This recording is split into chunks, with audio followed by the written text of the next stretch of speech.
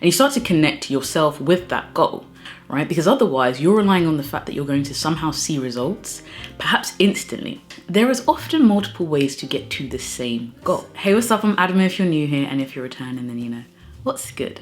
Let's talk motivation and discipline. Most of us at this point know that discipline is perhaps one of the key factors in those who are successful and achieve their goals, and those who kind of get left behind, right? But as much stick as motivation gets for being not that important, I think the sweet spot, most of us can agree, is when discipline and motivation are optimized, right? That's how the journey towards your goal and the likelihood of success is increased. So in this video, I want to share some of the ways I do just that. Optimize my journey for motivation and discipline so that it is easier to get to my goals and it's more enjoyable. So hopefully this will help you, whatever goal it is, whether it's a fitness goal, a career related goal, a relationship related goal, you know, a learning goal in terms of education, whatever it is, these tips can be applied there. So let's get into it. So the first tip is all about removing friction. If you have read Atomic Habits by James Clear, then you probably have come across this idea of humans taking the path of least resistance, right? Whatever we are trying to do, if it is hard to do that thing, it instantly becomes less likely that we will pursue it. Often that is the case. And so removing friction in whatever it is you are trying to achieve is getting around that particular fact about humans right there. So in terms of discipline, removing friction will increase the likelihood of me performing the task that I need to do, whether it be going to the gym, you know, studying, whether it be I'm supposed to be at a particular event or setting up something, whatever it is. If the friction has been removed, i.e. I have put things in place to make this easier, whether my gym clothes were out the night before, my studying materials are there, whatever it is, that's less steps to get to where I need to get to. And it's also more likely that I will perform the task as expected at the right time and things like that. And in terms of motivation, I think most of us can accept that it is not an infinite resource, right? Like there is only so much motivation within us to perform certain tasks. So that stuff is precious. So instead of wasting it, say, rummaging through my wardrobe to try to find my gym clothes because I'm not ready and now I'm supposed to be at the gym for this class in like 10 minutes and I'm still looking for my clothes and now I'm just like, oh, you know, I can't be bothered, I don't feel like going.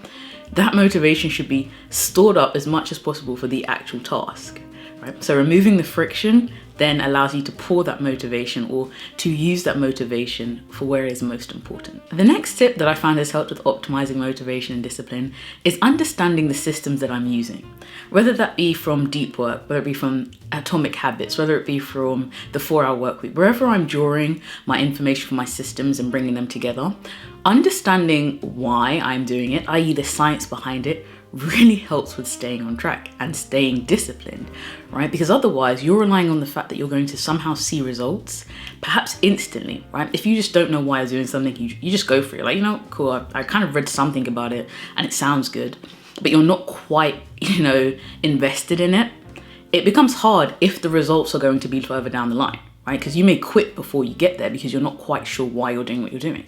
Like if you're trying to build up your habit cycle, but you're not quite in tune with why it will take certain amounts of time and why repetition is important and all this stuff, and you haven't read behind it, you may well fall off before you see those great results. The next thing is tracking, and I know for a lot of us it almost becomes a compulsion, but there is a real reason why tracking works so well for us, right? Keeping tabs on what we're doing and how we're progressing. And in terms of discipline, I mean, it's quite self-explanatory, right? Like making sure that you're doing what you said you were going to do at certain times and making sure that you can hold yourself accountable, whether that be because you've written it down in Notion, which I love using and I have quite an elaborate Notion setup, or you've got it in your planner, your diary, an app, wherever it is, you now can make sure that you are on track because you can see it happening, right? So you can ensure that you are being disciplined and doing what you said you would do.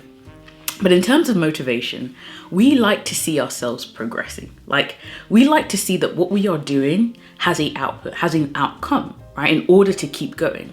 So when you see that like habit tracker or you see a graph and you can see that, whoa, like I'm continually doing what I said I was going to do every day or every 2 days or every week, right? And that helps build back the idea that you are who you say you are again. One thing I absolutely love, especially for use with fitness goals, is my Fitbit. Like, I'm just giving an example of just how powerful this is. I'm encouraged to do 10,000 steps a day because one, I'm tracking it on my wrist continuously. I like to see the graph on the app to see that, you know, you've met that goal, you've met that goal, you've met that goal. And it really helps with me staying on track with my cardio goals and my step goals and getting outside. And the next thing, which is kind of, I guess, a hack or a cheat code, is doing things you like. Now, I'm not going to sit here and pretend that to get to a goal, you can only just do the things you like and somehow you'll still manage to get the outcome, right? That's a fairy tale and will lead often to disappointment. But there is often multiple ways to get to the same goal. Again, I'll take fitness. Like if you are trying to increase your cardiovascular activity, right? Your cardio. Yes, you could be miserable and run on the treadmill for 30 minutes knowing that you absolutely hate it. And now it's just so much effort to go every time and the thought of it makes you want to cry. Or you could find alternative ways to do that same cardio in a way that is enjoyable. You know, that may have more interactions. It's a group setting, or it draws on skills and things that you enjoy and enjoyed in the past, like maybe like sprinting, or maybe you just like walking, because that way you get to see what's going on around you, get some fresh air, all these things that come with that. And obviously this comes down to the fact that it's easier to be disciplined and stay on track to do things when you enjoy the task itself. And in terms of motivation, the task itself becomes a reward. Right? Like I enjoy weight training. It's not like I'm trying to get there to get out and be finished and be like, oh my God, I hate this. It is instead, I enjoy the task. So I look forward to the activity that also has the results of, you know, better health, better aesthetics and things like that. And again, in terms of things like studying, if perhaps you don't enjoy a particular way of studying, instead of forcing yourself to do that, if that's not working for you and is making the whole process miserable and, you know, you just can't get it, you can't motivate yourself to do this particular thing, work out a way of studying that is more conducive with the way that you learn and the way that you enjoy, you know, getting information in and retaining that information. And it applies to so many parts of life. Like, it doesn't make sense where possible to keep putting yourself through effectively trauma to get to an end goal if there is another way. And the final thing that I think helps with both discipline and motivation is something I've spoken about before, but it's visualization. Visualization is such a powerful tool in helping you along a journey, especially when the journey requires delayed gratification, right? Like I'm not going to have the results immediately right now, but I know that if I continue and keep putting these, you know, inputting into this system, I will get the outputs I want. And in terms of discipline and motivation, the idea of visualization is that you kind of signal to the same parts of the brain that would be activated if the result was there, you know, in itself. Like say it is a particular relationship goal or a particular fitness goal or career goal. And you start to connect yourself with that goal, right? And envision yourself in that position where you got the result you want. And therefore, it becomes easier, or at least you're more motivated to do those things that are hard right now to get to that goal, because you are almost with all of your senses where possible, trying to put yourself in that position and using, you know, other people's experiences, your own experiences, even the journey itself and the small progress to feed into those visualizations, which help with the process of getting things done, because we got to get the things done. But again, if you are interested in visualization and that discussion, then that video is also on my channel, so do check it out. But that's all I wanted to speak about today. These are the things that I have found helped me in optimizing for motivation and refining my discipline. So I hope this was helpful and I will see you in the next video.